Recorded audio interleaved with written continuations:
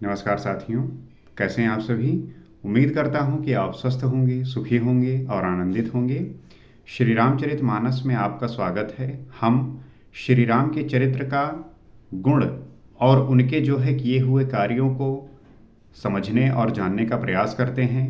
और श्री रामचरितमानस में ऐसे बहुत सारे मुनि, ऋषिगण और ऐसे बहुत सारे व्यक्तित्वों का आपका परिचय मिलेगा, जिसको जानने के बाद आप जो अपने जीवन को लेके उदास होते हैं, आप अपने जीवन को लेके परेशान होते हैं, उनसे आपको एक प्रेरणा मिलती है, एक सीख मिलती है कि अगर आप अपने भीतर की जो आग है, आपके भीतर का जो उद्देश्य है, आपके भीतर का जो उत्साह है, अगर उसे आप बनाए रखेंगे तो जीवन में आप बड़ी बड़ी ऊंचाइयों को प्राप्त करेंगे।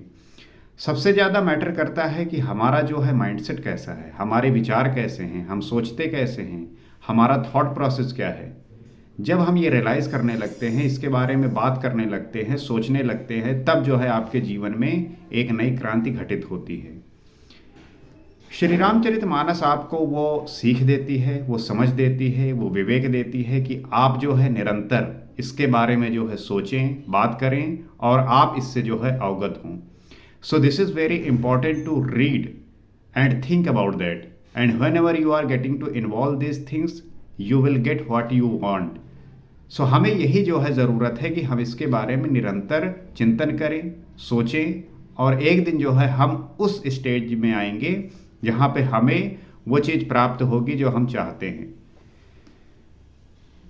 पिछले एपिसोड में हमने ये देखा कि किस प्रकार से जनकपुर से बारात लौटकर अयोध्या वापस आ गई है और सारी जो माताएं हैं वो बहुत ही प्रसन्न हैं, आनंदित हैं और उनका जो शरीर है वो पुलकावली से छा गया है।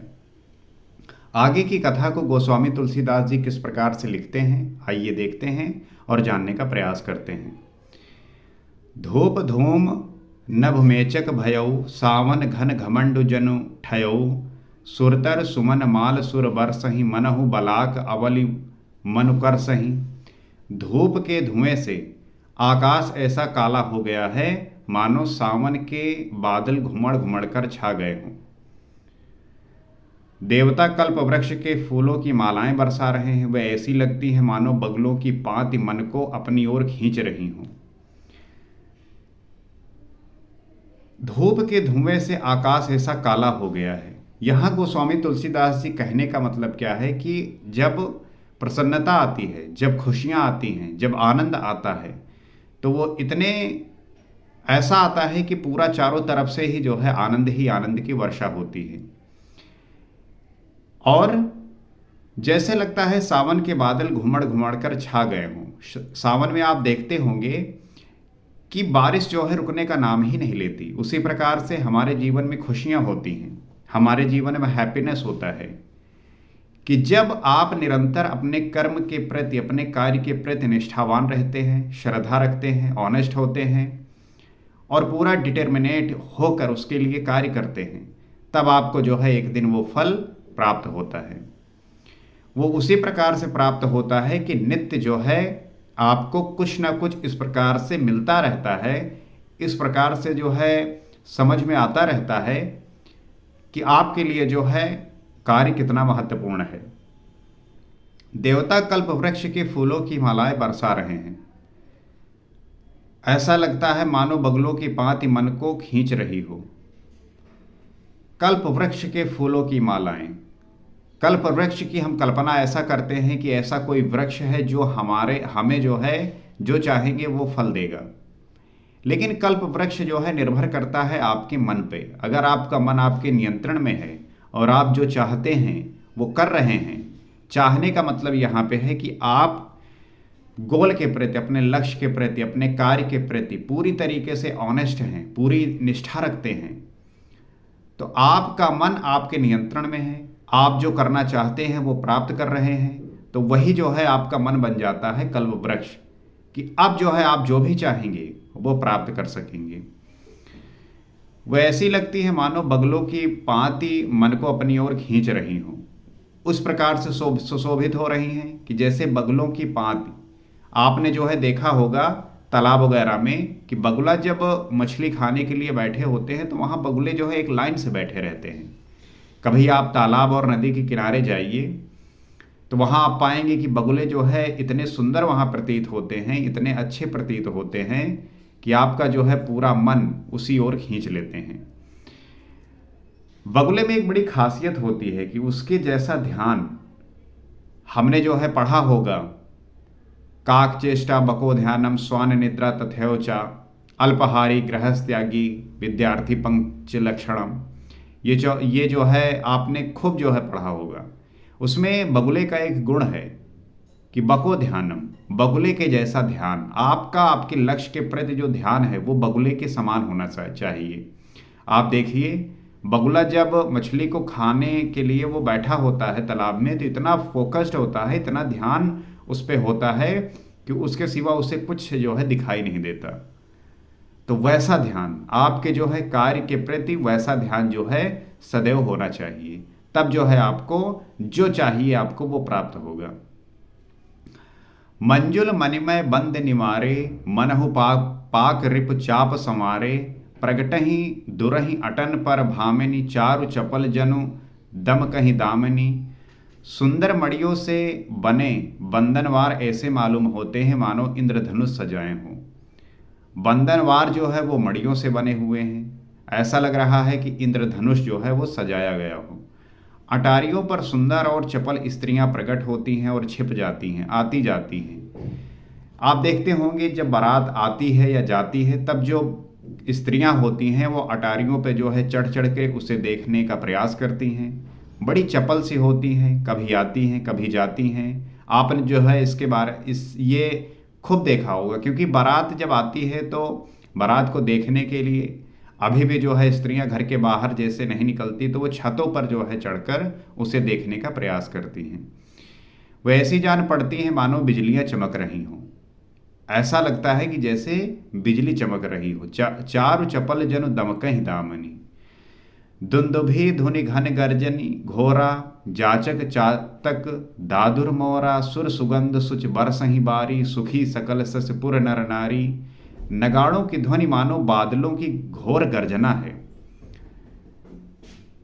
आज के समय में जो डीजे का प्रचलन हुआ है, इसकी वजह से पहले का जो वाद्य यंत्र होते थे, नगाड़े हो गए या अलग तरह तरह के जो है वाद्य यंत्र होते थे, उनका जो है अब टाइम खत्म हो गया है। उसे आप जो है शादियों और ब्याहों में नहीं देखते होंगे। तो नगाड़ों की ध्वनि ऐसी हो रही है मानो जो है बादल गरज रहे हों। बादल की गरज जो है इतनी आप देखते होंगे प्रभावी होती है कि लोग जो है डर जाते हैं। नगाड़ा भी जब बजता है वैसा ही ध्वनि जो है वो भी उत्पन्न करता है, और अगर कई सारे नगाड़े बजने लगे तो फिर ऐसा लगता है कि बादल ही गरज रहे हैं। याचक गण पपीहे मेढक और मोर हैं, देवता पवित्र सुगंध रूपी जल बरसा रहे हैं, जिससे खेती के समान नगर के सब स्त्री पुरुष सुखी हो रहे हैं। तो हर तरीके से जो है वहां पर प्रसन्नता छाई हुई है। देवता जो है पवित्र रूपी सुगंध रूपी जल बरसा रहे हैं। जिस प्रकार से खेती के लिए जल बहुत आवश्यक है, उसी प्रकार से जो है स्त्री पुरुष सुखी हो रहे हैं। यहाँ पे तात्पर्य है कि आप जो है इस चीज को कैसे यूटिलाइज करते हैं, कि जो चीज आपको अपॉर्चुनिटी मिली है उसको आप कैसे अपने आप को आनंदित करके सुखी रखते हैं, ये जो है सबसे महत्वपूर्ण होता है। समय जान गुरु आयस दीन्हा पुर प्रवेश रघुकुल मन कीन्हा सुमर शंभु गिरजा गण राजा मुदित महीपत सहित समाजा। समय जानकर गुरु वशिष्ठ जी ने आज्ञा दी, तब रघुकुल मणि महाराज दशरथ जी ने शिव जी, पार्वती जी और गणेश जी का स्मरण करके समाज सहित आनंदित होकर नगर में प्रवेश किया। उसके बाद जो है समय जानकर गुरु वशिष्ठ जी ने आज्ञा दी, और तब रघुकुल मणि महाराज दशरथ जी ने शिव और पार्वती जी और गणेश जी का स्मरण करके समाज सहित आनंदित होकर नगर में प्रवेश किया। वशिष्ठ जी की आज्ञा के अनुसार सारा काम जो है राजा दशरथ कर रहे हैं। आप इस चीज को सीख सकते हैं कि आपका जो मेंटोर, आपका जो गुरु है, उसके दिशानुसार अगर आप चलेंगे तो आप सब काम में जो है सफल होंगे, क्योंकि उसने जो है अपने एक्सपीरियंस से वो स्किल गेन किया है, वो बातें सीखी हैं, उन बातों को जाना है कि वो उसको यूटिलाइज करके, प्रोसेस करके आपको जो है वो सीधी बात बताता है जो आपके लिए उपयोगी है, सहायक है, जो आपको जीवन में बहुत ही ऊंचाइयों तक पहुंचा सकता है।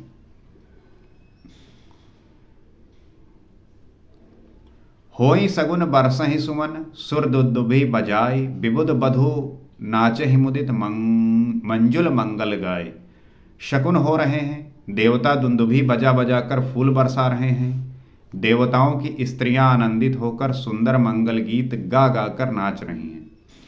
शकुन हो रहा है और देवता जो है दुंदुभि बजा बजा कर फूल बरसा रहे हैं। जब मंगल कार्य होते हैं तो तरह तरह के शकुन होते हैं। देवता जो है दुंदुभि बजा बजा कर फूल बरसा रहे हैं और देवताओं की जो स्त्रियां हैं वो आनंदित होकर सुंदर मंगल गीत गाकर नाच रही हैं।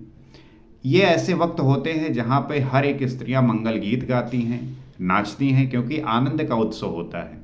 आनंद ही आनंद है, उत्सव ही उत्सव है।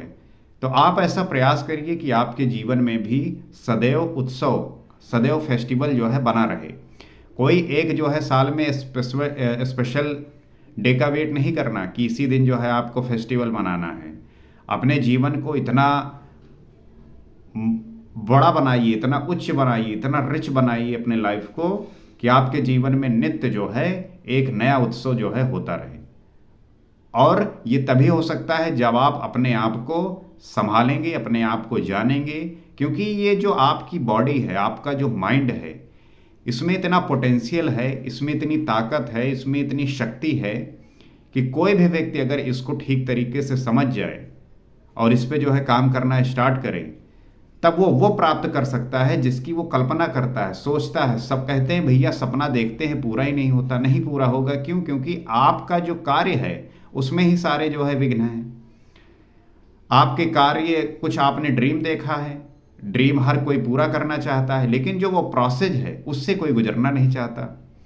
और उस प्रोसेस में जो है बहुत सारी तकलीफें होती है, संकट आते हैं। उस संकट में आप धैर्य रखकर मेहनत करेंगे, वही जो है आपको आपके लक्ष्य के प्रति लेके जाएगा, लक्ष्य के प्रति समीप ले जाएगा। यही बातें जो है श्री रामचरितमानस सिखाती है। इसलिए मैं आप सभी को आमंत्रित करता हूं कि आइए, सीखिए और सिखाइए, ताकि साथ में मिलकर हम श्री राम के चरित्र का, इसमें वर्णित सारे व्यक्तित्व का, और इस समाज में, इस जगत में जितने भी ऐसे लोग हैं जिन्होंने अपने गुणों के आधार पर पूजित हुए हैं, आदर प्राप्त किए हैं, उसी प्रकार से हम भी जो है उन सारी बातों को सीखकर बन सकते हैं, हो सकते हैं। हम अपने आप को अंडर एस्टिमेट क्यों करते हैं? हम अपने आप को कम क्यों आंकते हैं? आपके अंदर भी वही शक्ति है, आपके अंदर भी वही पावर है। You can do it. अभी करिए, आप अभी से स्टार्ट करिए। आपके अंदर वो शक्ति है, वो पावर है कि कुछ भी कर सकते हैं आप। इस बात को जो है आप समझ जाइए, जान जाइए और अपने पे जो है काम करिए। यही जो है जीवन का उद्देश्य होना चाहिए और यही जो है आप इसके लिए सदैव तत्पर रहिए। हम इस चैनल पे इसी प्रकार से निरंतर बात करते हैं, संवाद करते हैं, तो आप इससे जुड़ सकते हैं, अपनी बातों को शेयर कर सकते हैं, इस चैनल को भी शेयर कर सकते हैं, ताकि हर एक व्यक्ति इसका लाभ उठा सके। आज इतना ही। अगले एपिसोड में आपसे फिर मुलाकात होगी। सीताराम।